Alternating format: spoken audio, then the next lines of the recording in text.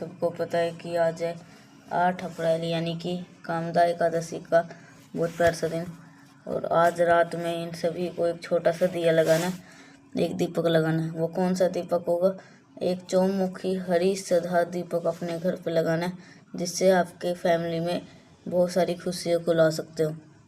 बहुत ही अलग सा, बहुत ही छोटा सा प्यार सा उपाय करिएगा। आज रात में सभी लोगों को अपने ही घर पे करना, कहीं जाने की ज़रूरत नहीं है, ठीक है। तो अब दीपक के बारे में सुबह ही बताया था, एक दोबारा बात कर रहा हूँ। दीपक जो जितना पुराना होता है उतना ही उस दीपक में ताकत बढ़ती जाती है, ठीक है। जितना दीपक पुराना होता है उतने ही उस दीपक की ताकत बढ़ती जाएगी। इसलिए मैं आपको बार बार मना करता हूँ कि हमेशा नया दिया मत लिया करो। जो दीपक आप अपने घर में रेगुलर इस्तेमाल करते हो, डेली दिया लगाते हो ना, उसके वही इस पे ही ये उपाय कर लेना, ठीक है। अब कामदा एकादशी के नाम से जानते हैं, जब भी हम कोई विशेष दिन पे दीपक लगाते हैं, दीपक कौन सा होता है? घी का होता है। बट अगर कुछ लोग कंफ्यूज होते हैं जो बहुत बड़ी मेट्रो शहर में रहते हैं, तो हम यहाँ पे शुद्ध घी नहीं मिलता, उसका कोई अल्टरनेट है क्या? अल्टरनेट होता है तिल का तेल।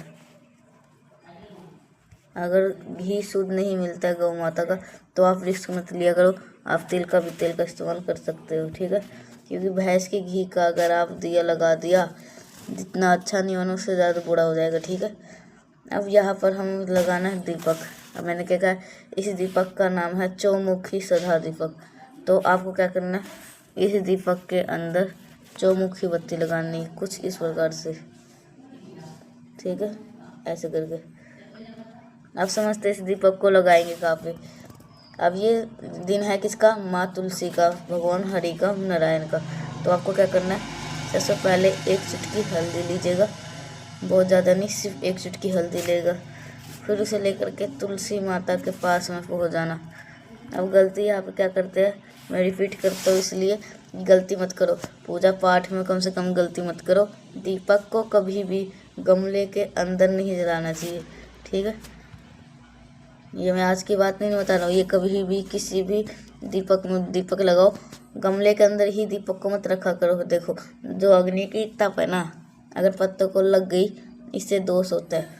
चाहे वो बेल का पेड़ हो, या फिर चाहे पील का पेड़, चाहे वट का पेड़ हो, चाहे वो तुलसी का पत्ता हो, या चाहे आंवले का हो, कोई सा भी पेड़ हो, थोड़ी सी दूरी पे। इससे क्या फ़ायदा होगा पता है? इससे भगवान के सामने लगा भी रहे हो और आप अपने गमले को नुकसान नहीं होगा, और तुलसी माता के पत्तों को भी नुकसान नहीं होगा, ठीक है। अब देखो, अब हम यहाँ पे क्या कर रहे हैं, यहाँ पे दिया लगा रहे हैं। मैं कौन सा दिया बताया आपको? आप लोगों को चौमुखी दीपक लगानी है। लेकिन दीपक को रखने से पहले एक चीज़ का ध्यान रखिएगा, दीपक के नीचे एक चुटकी हल्दी जरूर रख दीजिएगा। डायरेक्ट धरती माता के ऊपर कभी भी दिया मत लगाया करो, हल्दी रखना। हल्दी रखने के बाद में आप सभी लोगों को ये जो 4 बत्ती दिखाई दे रही है, इसे प्रज्वलित कर देना। जब आप इन चारों बत्तियों को प्रज्वलित करेंगे, तो भगवान हरि नारायण का एक बहुत ही प्यारा सा मंत्र है, ओम नमो भगवते वासुदेवाय का स्मरण करते हुए चारों बत्तियों को प्रज्वलित कर देना। 4 बत्तियों को जलाएंगे, ठीक है। जब आप इन बत्तियों को जला देना, उसके बाद में अपनी फैमिली, अपने परिवार की खुशियों के लिए एक चुटकी हल्दी और जलते हुए दीपक के अंदर आप 3 बारी बोलना है एक शब्द। कौन सा शब्द है बताओ? सौधा। क्या बोलना है? सौधा, सौधा, सौधा। ये 3 बारी अगर आपने जीवन को सुधार सकती है, गलती से भी गलती आपको कभी भी पूजा पाठ में हो गई होगी, तो ये सौधा नाम का दिया होगा, आप इन गलतियों को सुधार देगा। और आपके परिवार में किसी भी प्रकार के संकट चल रहे हैं, उन संकटों को आपको छुटकारा नहीं मिल पा रहा है, तो आपको उससे छुटकारा जरूर मिल जाएगा, ठीक है। कर लीजिएगा जरूर। या फिर हमने आज बात कर लिया अपने पहले उपाय की, अब जो बात करेंगे वो दूसरे उपाय की है। और हाँ, ये उपाय आपको जो है आज रात में कर सकते हो। ये आज रात में भी कर सकते हो, शाम में भी कर सकते हो।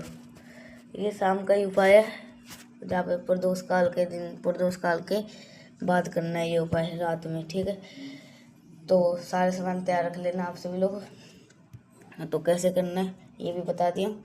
तो हाँ, एक चीज़ और ध्यान रखिएगा कि जो ये जहाँ पे ये दीपक लगाओगे ना, मैं फिर से बता देती हूँ, दीपक लगाओगे तो इसके अंदर बिल्कुल नहीं लगाना है, नहीं तो उससे जो लो होता है वो पत्ते के ऊपर जाता है, जो अग्नि होती है, तो इससे दोष माना जाता है, इसलिए।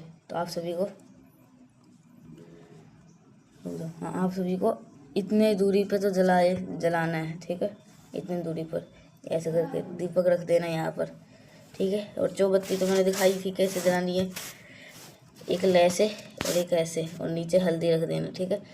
तो आप सभी को समझ में आया होगा। अगर नहीं समझ में आया, नीचे कमेंट सेक्शन में भी आप सभी लोग पूछ सकते हैं।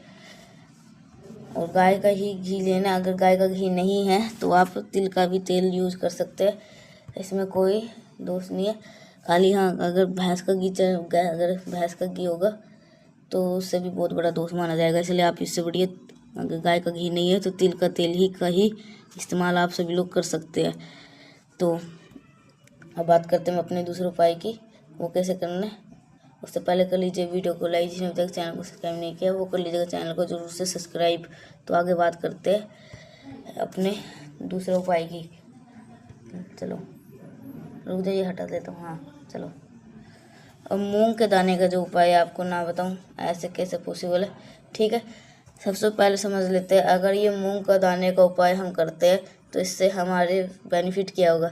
बहुत ही पूजा पाठ करते हो, बहुत ही ज़्यादा उपाय करते होंगे, अगर आपकी मनोकामना पूरी नहीं हो पा रही है, अगर आपकी मनोकामना और इच्छा पूरी नहीं हो पा रही है, तो इसके लिए आपको बस एक चुटकी मूंग के दाने लेने, ठीक है। जो मूंग के दाने इस्तेमाल करोगे वो दाने लेने, खड़ी मूंग लेनी है, ठीक है।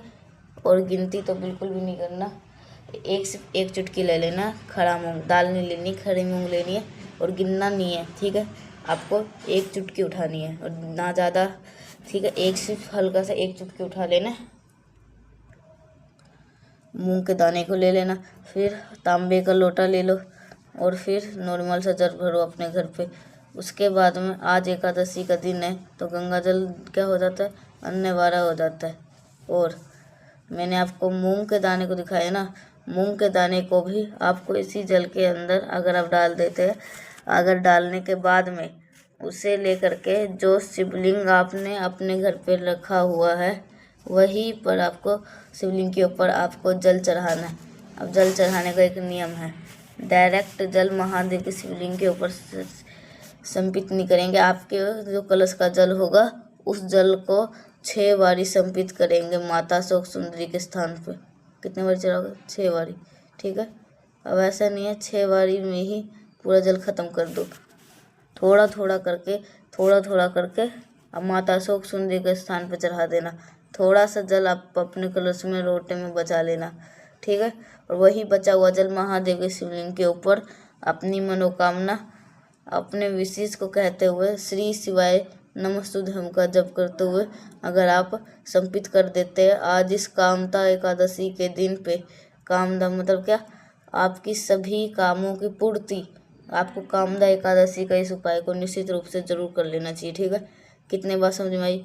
2 उपाय आपको समझ में आ गया, तो ठीक है। कामदा एकादशी के दिन ही ये उपाय आप करना है, ठीक है। तो ये भी बता दिया दूसरा उपाय। तो इस उपाय के अंदर जो क्या है ना, मनोकामना अपनी पूरी कर सकते हो। और जो खड़ा दाल है ना वो आपको नहीं लेना है, जो मतलब खड़ा दाल ही लेना है। मैं क्या कह रहा हूँ, खड़ा दाल लेना है, पिसा जो दाल होता है मूंग का वो नहीं लेना है, ठीक है। तो और जो लोटे के अंदर, दोबारा समझा देता हूँ मैं एक बारी। हाँ, जो लोटे के अंदर है वो जल के साथ साथ गंगा जल भी डाल देना। गंगा जल के साथ साथ जो मूंग थे, आपने जो एक चुटकी मूंग लिए थे थोड़ा सा, तो उसे आपको एक बार फिर से बता, मूंग आपको गिनना नहीं है, ठीक है। मूंग को गिनना नहीं है आप सभी को। फिर आपको एक चुटकी आपके पास था मूंग, तो उसे कलश के अंदर ही डाल देना। कलश के अंदर डालने के बाद जितने सारे 6 बारी आपको माता सुख सुंदरी के स्थान पे चढ़ा देना है जल, ठीक है। 6 बारी चढ़ा दिए।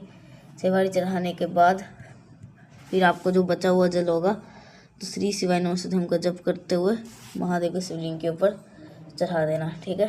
तो अब बात करते हैं हम अपने तीसरे उपाय की तरफ। तो ये जो तीसरा उपाय है ये आपको बेलपत्र के साथ में करना है, और इसका क्या बेनिफिट है सब कुछ बताऊंगा। तो वीडियो के आखिर तक बने रहिए और कमेंट में में हर हर महादेव जरूर लिखिएगा, ठीक है। तो अब बात करते हैं ये जो बेलपत्र वाला उपाय है इसकी बेनिफिट क्या है और कैसे करना है। तो अब बताते हैं इस उपाय की बेनिफिट और इसके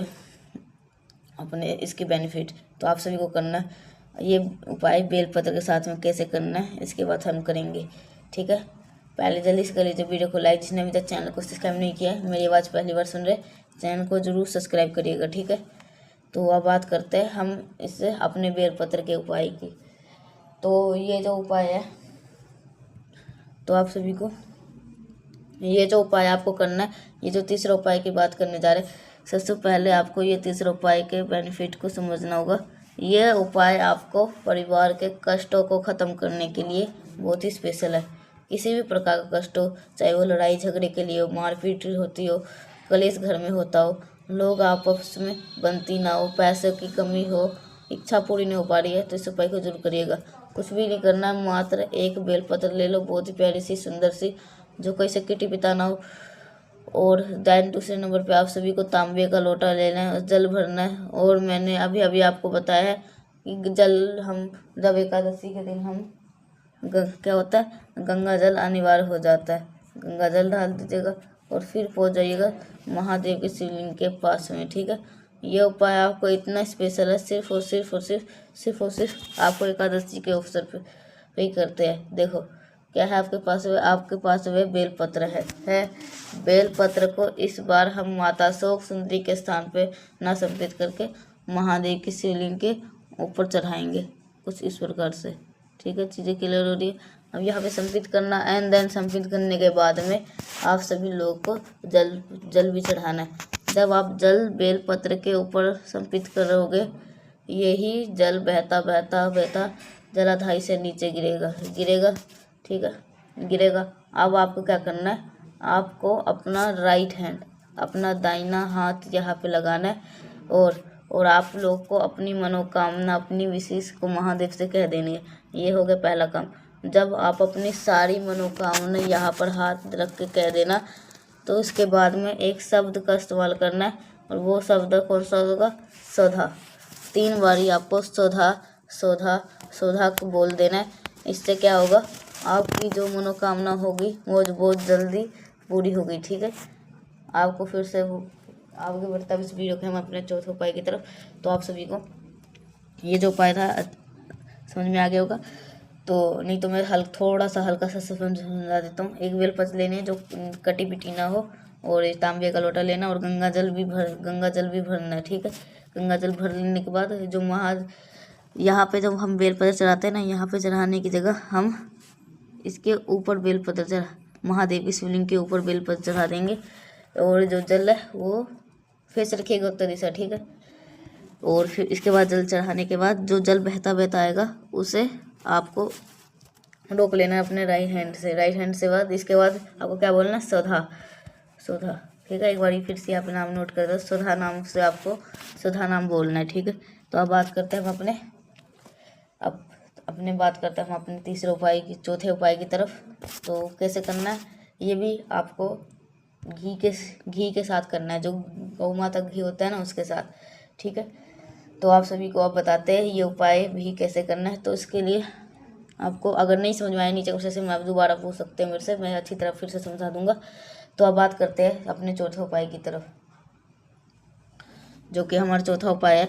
ये स्पेशल उपाय हम कर रहे हैं लड़ाई झगड़े के लिए, ठीक है। बहुत ज़्यादा घर में कलेश होता है, बहुत ज़्यादा लड़ाइयाँ होती है, इस उपाय को जरूर करिएगा।